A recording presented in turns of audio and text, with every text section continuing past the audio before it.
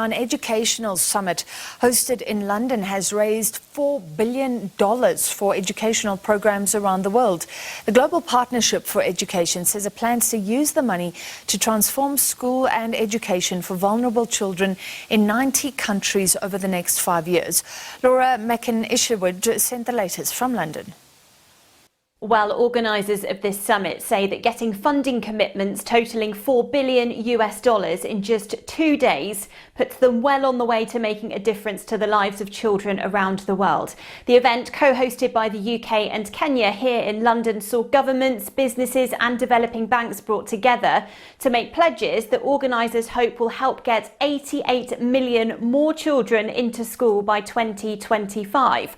One of the main focuses was on getting girls into education, and the Global Partnership for Education's CEO, Alice Albright, says improving school access for them can have huge impacts long term.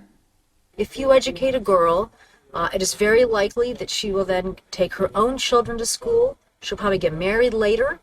She'll have the wherewithal to know how to go and get medical care, read the vaccine cards, go get potentially a job, provide more financial support for her family. So there's a significant, what I call, pay it forward aspect to educating girls. And so the investment is one of the best investments that we can make in development.